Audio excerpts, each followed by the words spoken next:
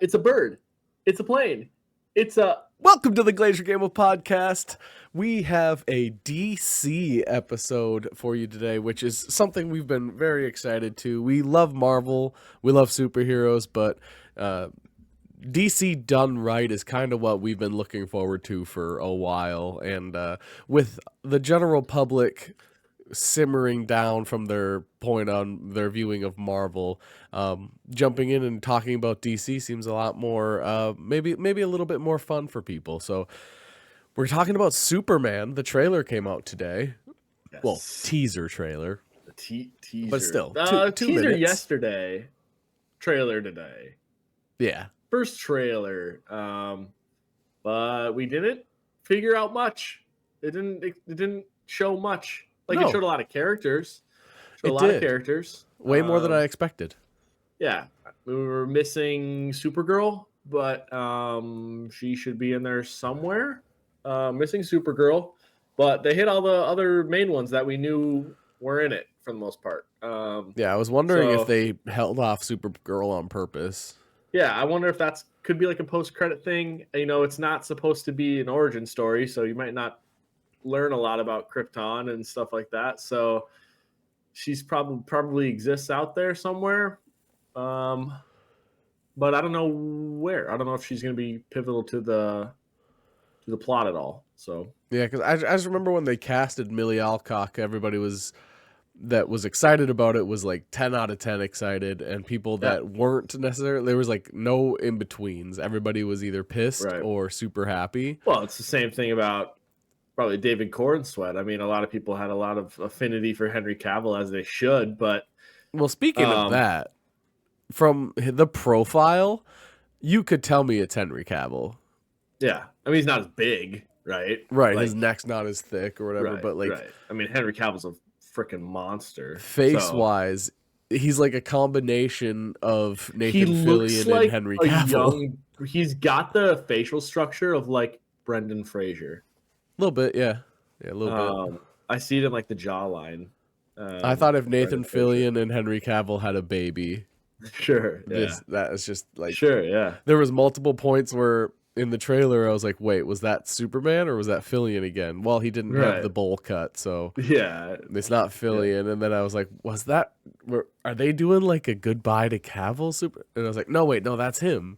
Yeah. So he genuinely looks a lot like him. So I think if people are upset about looks wise, there's no issues. He looks like Superman. I mean, yeah, you can't tell me he doesn't look like Superman. Except for the fact that the first thing like we saw was him bleeding. Yeah. When you think Superman, you don't tend to think him bleeding. Right, you think him this immortal being. But I was like, he just got his ass whooped in some way, shape, or form. He didn't just crash land for no reason. And he's like, yeah. He's like, there was, and then he spits up blood. Like, I was like, what happened? Yeah, he just got whooped. This is supposed to be like light and fun, I thought. Right. Yeah. I don't know. I dug that part because it's like it seemed like you got the intensity right off the bat. Kind of, you're like, oh my god, like the music was good. I know that James Gunn said it's not a song led movie, whereas like Guardians would be song led. He's like, it's more of a score led movie, so it's not necessarily songs making up the.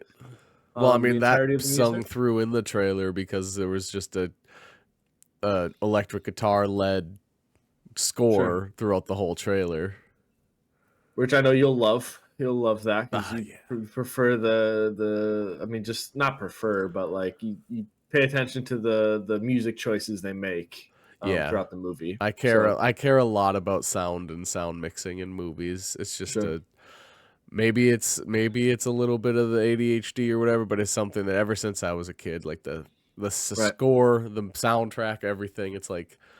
Which probably why I love voice acting and animation so much, but it's so cool. I think the electric guitar was pronounced the whole way, so if that carries through into the actual movie, not just the trailer, which James Gunn has shown that is something he will do, I'm super excited because I really like where it felt like an 80s vibe already. Yeah. And then the electric guitar, I was like, oh, like hairband 80s? Like, are we going are we sticking with the 80s far vibe? back are we? Yeah. I thought Clark Kent, it's clearly going to be a like he's not a confident Clark Kent. He is a subdued. Yeah, he's definitely like he's trying to keep a low profile, but also like fit in to the world around him. And meanwhile, while he's walking through the street, he's a head taller than every single person. Right. Yeah, he's a tall dude. So yeah, I mean, I think Corn Sweat's like 6'4". That's a huge bitch. 2. Cavill was 6'2". I think Corn Sweat's like 6'4". So yeah, he's tall. He was in the scene on the street that they showed. Yeah. He is taller than every other person on screen. Right. Right. The only other person that's close to his height is standing on a step. Yeah. Yeah.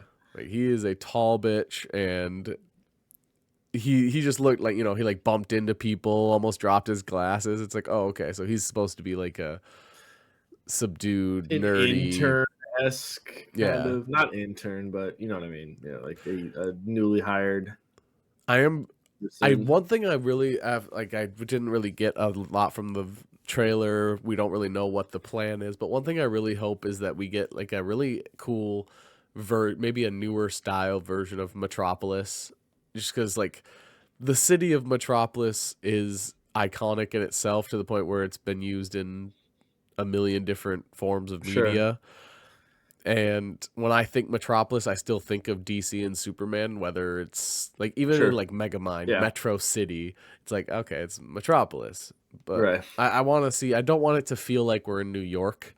I want it to feel like we're in Metropolis. Right. Like a lot of the time, a good Batman project, it feels like Arkham or Gotham. Like it feels like Gotham as opposed to feeling like New York. Right, and that's where I think, like for instance, Battinson's Gotham was dark all the time. Like there was very like, and even when it was sunny, it was like cloudy. So it seemed like there wasn't.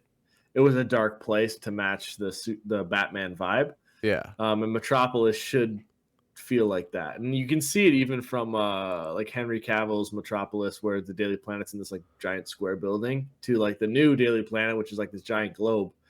News station, news anchor for the world, I guess. So, or this world. So, yeah, I like the look of the Daily Planet with the giant globe on it. Yeah, I like that too. I hope Metropolis feels. Yeah, it takes so much into the movie. Like when you're sitting in the theater as a viewer, you feel so much more immersed. Like I want to feel like I'm in Metropolis. Again, I know I have high expectations for James Gunn. We have high expectations for the product, the image that is Superman. So it's hard for me not to go in being like, I want this, I want this, I want this, and I want this. Like, it's just, I know that's not really fair, but like I want to feel immersed in Metropolis. I want it to feel kind of new. I want the score to be good. I want the acting to be good. Action, which action can't be like.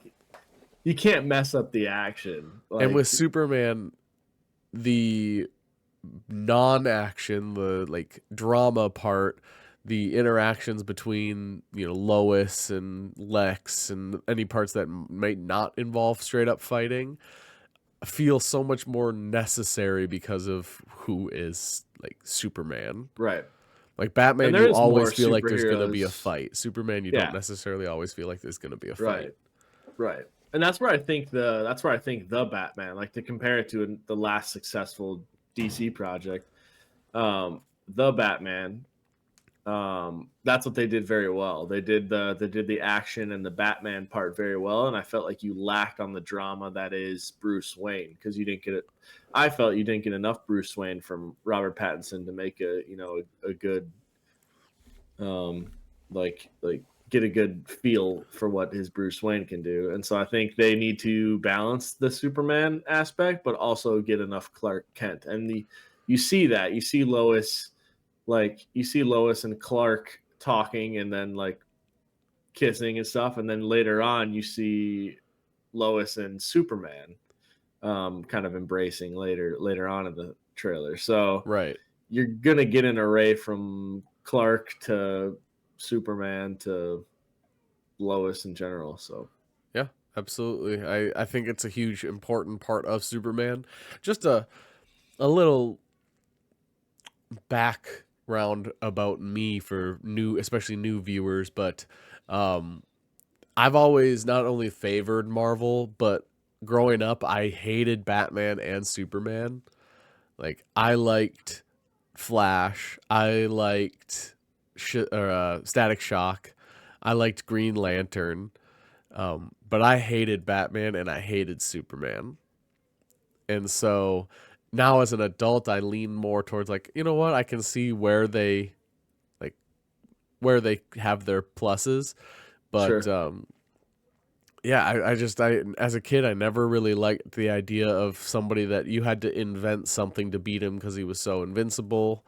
And I didn't like the idea of Batman because, you know, when you're 8 years old, you're like, he doesn't even have powers. Right. So Yeah, I think I mean, you can almost bring that over to the Marvel side of things where you're looking at the Avengers and you wouldn't take Iron Man or Thor or Captain America. You would take Hawkeye. You know what I mean? Like that'd be the one you would kind of resonate with a little bit. So yeah, I think the smaller characters, just to segue into that, I think the um you know, you think of Green Lantern and you think of Hal Jordan and John Stewart. Like those are the first two you'll think of in either order, doesn't matter. yeah, And you don't think of Guy Gardner, but you get Guy Gardner in this one. So like you're getting some of these lesser known characters, and you've seen Hawk Girl a couple times, you've seen Hawkman a couple times, you saw Hawkman in Black Adam. I'm saying it now. Um, If Hot Girl says anything related to Tua, I'm gonna kill myself.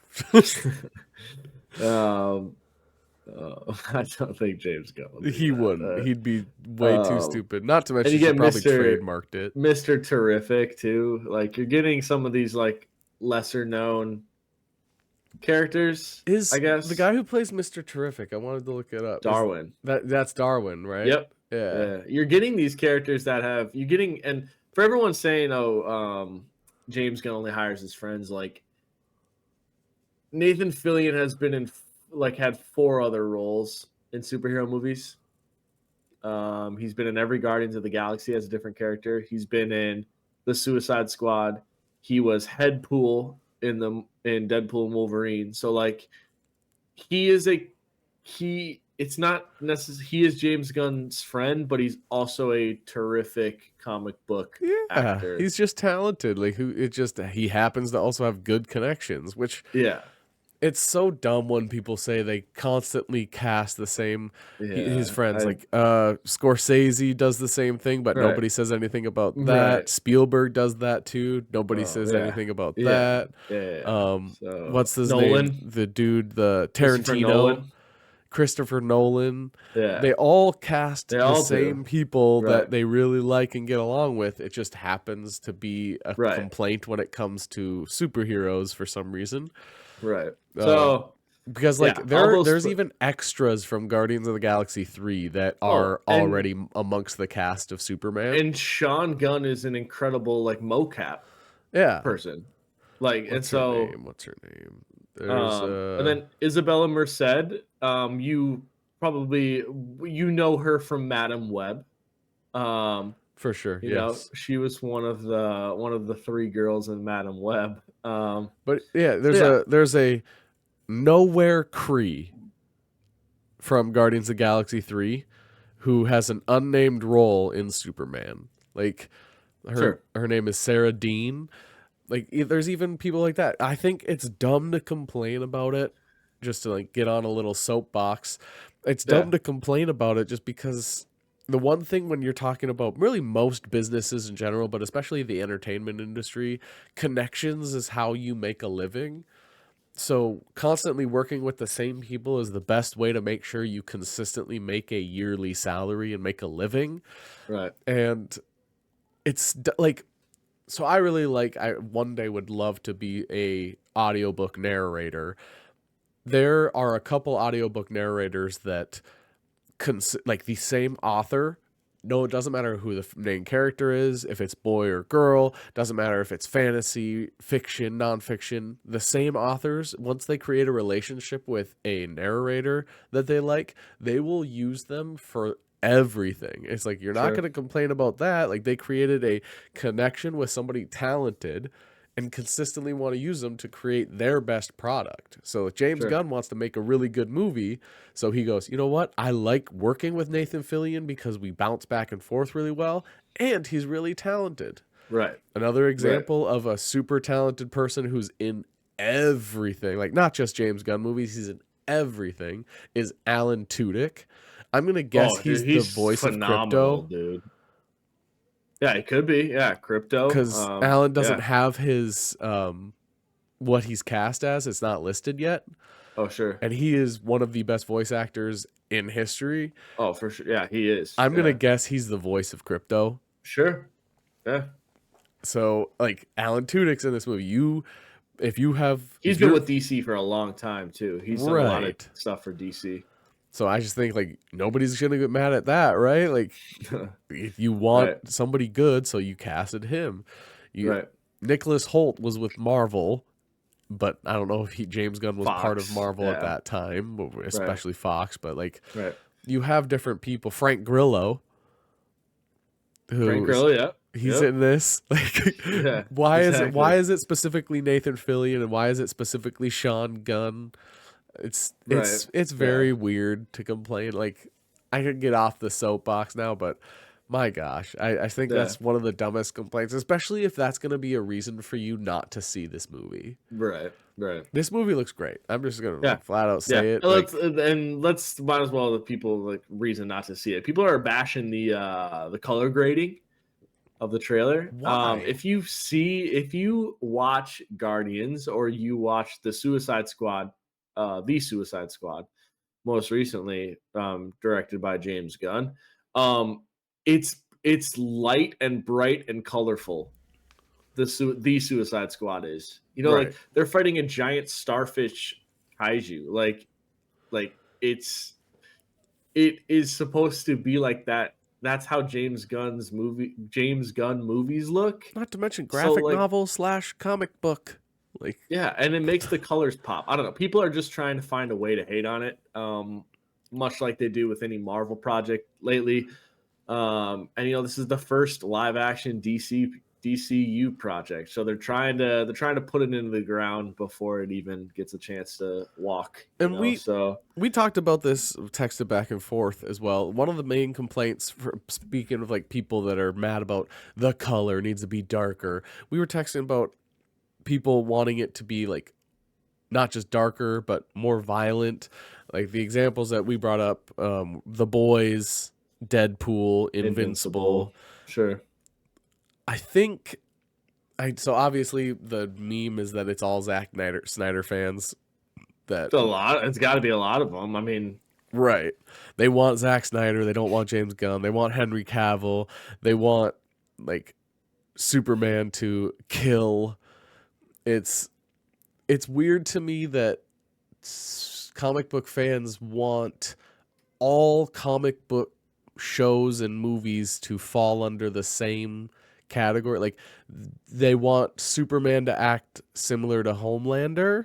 I can't tell what people are wanting, but like Superman isn't supposed to be extremely violent. Like we mentioned earlier, every scene shouldn't feel like it's going to end up with a fight, because that's just who Superman is. He's the symbol of hope. He's the symbol of justice and peace. Like, he's not supposed to be extremely violent and kill everyone and everything. His interactions with Crypto for this movie should have some humor to it. You should get romance and romantic comedy from him and Lois Lane. Yeah. The only one that should feel truly like evil are the villains in DC. Like, that's kind of where DC excels, is their villains never feel anything beyond evil. Like, sometimes in Marvel, Thanos, you have villains that almost have a humanity to them. Even the what's his name? The guy who made Rocket. Oh, the high evolutionary. The high evolutionary. They have like a human side to them where they try to act like their whole point isn't just domination and annihilation. Well, yeah, it's the fact that they think they're right, and they seem human in pursuing what they believe is right. Right, but then you look at That's what Darkseid. Thanos does. Yeah, and then you look at Darkseid. It's like, But, no, I want to kill everything. right. Like, look at So, Galactus. Galactus doesn't know what he's doing is evil often. He just wants to eat planets to sustain himself. Right. So it's, I'm interested, like, I get wanting violence in superhero movies, but I don't think every superhero movie needs to be that way. I think, excuse me. I think because you got a lot of that from the Batman, and a lot of that from the Batman was also like just sound effects. Like the hits popped in you, like the sound of the hits popped with Batman. It was like very quiet. It was very quiet, and it was just like hand-to-hand fighting. You know, it was like like they're, and I think you can get that with Superman just by like the sounds of the punches. Like, almost be like sonic booms. I was gonna say, if you want the sound, all you have to do is you can determine how hard Superman is hitting based on the feeling, like, or sonic sound. You could genuinely adjust a sonic wave sound to say, oh, he was holding back there. But yeah, like when Superman takes off, like that sound, like it's like that, but a hit. Yep. Like, so yeah. We mentioned him, so I am a massive fan. You could even say like fanboy of Nicholas Hoult. Yeah, Nicholas Hoult. Okay, so Nicholas Hoult, going back, he actually tried out for the Batman. He did, but Robert Pattinson won. He was actually the second. Like, it was down to him and Pattinson. Right.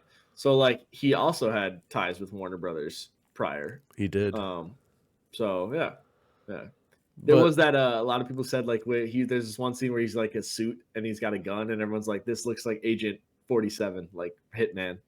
Yeah. Like Hitman Agent 47. And I was like, yeah, for sure. Which at the time I wanted Nicholas Hoult to be Batman, but I'm glad he's not, just because I was being biased. I don't think he pulls it off the way that even Robert Pattinson I didn't think would pull it off in the way that he did. But I think Nicholas Hoult as Lex Luthor makes so much sense. Because he's got that unhinged quality he can do. Yep, so. Absolutely. And he speaks so well that the rich genius will naturally feel like, oh, the Lex Luthor, it just happens. He won't have to force it. There's just like, as we're talking about, we mentioned already, there's a lot of characters, and they've already shown a lot of them in this, which I think leans into James Gunn talking about how every movie is going to be able to be watched on its own in DC for this new revamped DCU that he's creating. You shouldn't have to watch a previous movie in order to watch the next one, or a previous show to I would say that only comes down to whatever the team up movie will be, like the Justice League, for instance. Like that one, you probably want to kind of watch the other ones to know what's going on. And I think credit scenes won't give away much. They'll be like, if you saw the previous movie, you'll get like you got the tease, but it's not going to give away anything. Sure. So that you don't have to see it, but if you do see it, it's just icing on the cake. Like, either way, you still get the cake, but if you watch the previous movies, you get a little bit more. Because like, for instance, like the Lanterns show, like the Lanterns show or movie or whatever they decide to do, like Guy Gardner is expected to kind of reprise his role in that. And they've already cast Hal Jordan, and they've already cast Jon Stewart. So like, I might stay up till, if that like is a midnight release, that Lantern show might be the I stay up and watch it. Like, I don't know if I'm more excited for any other DC project than Lanterns. Yeah. You got Guy Gardner, you've got Hal Jordan, and you've got Jon Stewart, and they've, which I'm sure people will be like, oh my god, this isn't how it's supposed to go, because Hal Jordan is a little bit older. And Jon Stewart is considered the young one. I don't know how the humor is going to work. Like if Hal Jordan's going to be funny, and Jon Stewart's going to be serious, or if those are going to swap as well. But I mean, you got that added with Nathan Fillion, who's giving you a taste of it, and like the Lantern show should slap.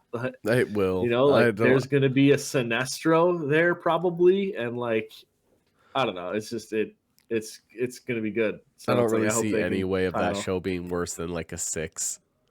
Yeah, I know. So. But like you mentioned, cool. There's a Hawk Girl, we got Rick Flag, we got Mr. Terrific.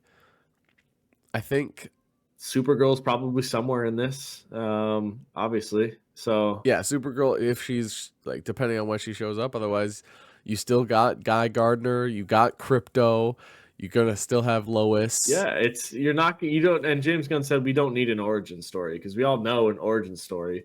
We've seen it 3, 4, 5 times already. So it's like you're entering a world that already exists with superheroes. So and you don't need to, like I'm sure they'll explain all that.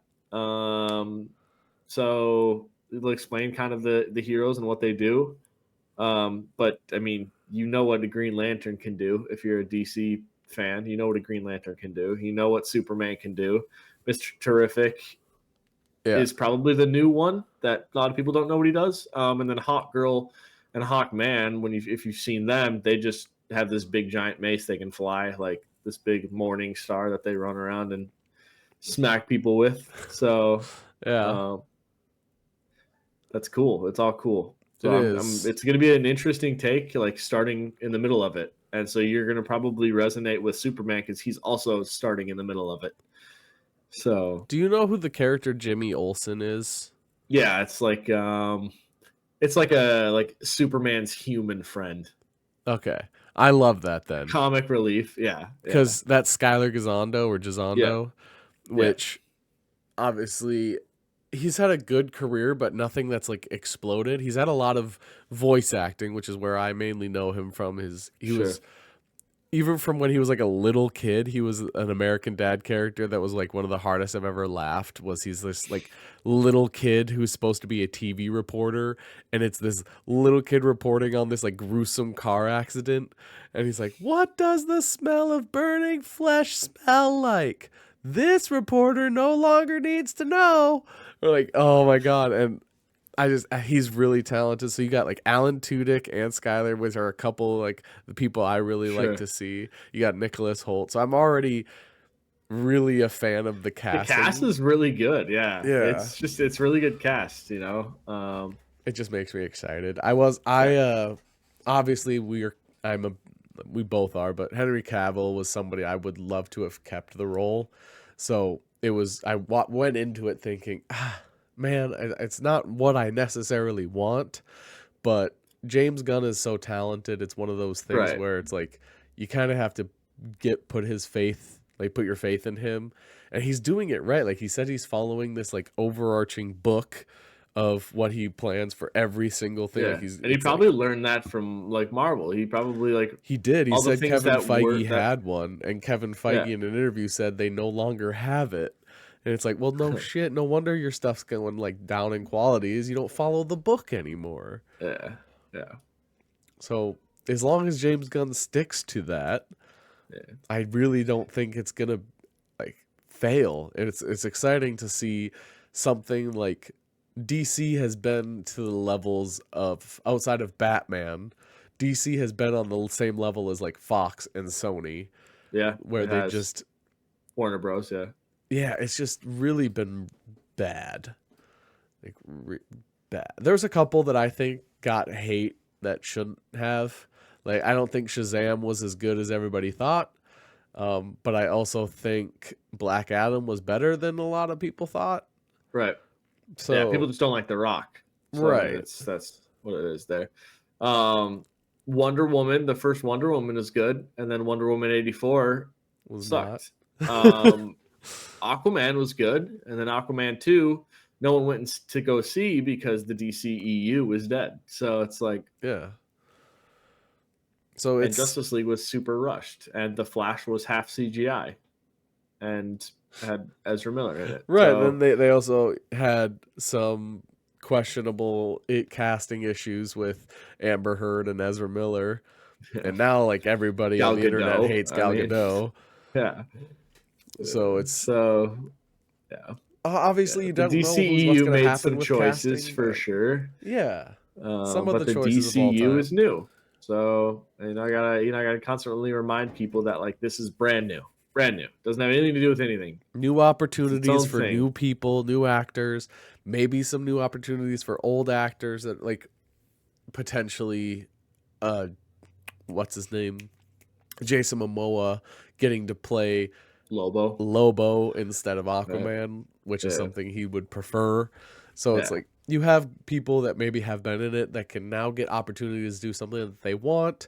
Otherwise, just new talent, like a guy like Skylar Gisondo. You have guys out there. David Corn Sweat. Yeah, like these are people that this can be Iron Man level fun and excitement. And I think people should feel that way. There's a couple Marvel projects that I feel this level of excitement for, like Wonder Man.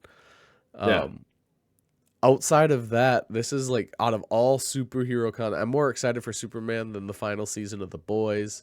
I'm more excited for Superman than the only thing that would make me happier is Static Shock being made. Right. Right. That's all I want. That's really all I want from DCU is eventually Static Shock shows up somewhere. Sure. And Blue Beetle makes a return. Yeah. I know it's part of like the former DCEU. Well, you have Supergirl too. Like you got a decent amount of younger actors you can kind of pull from. Well, yeah. I mean, yeah, you don't know what Blue Beetle is in. You don't know what world Blue Beetle is in. Yeah. They did that on purpose. That's an example of a movie that people weren't huge on that is way better than people expect. Right. Said. Like that movie is not just like okay, that is a good superhero movie. So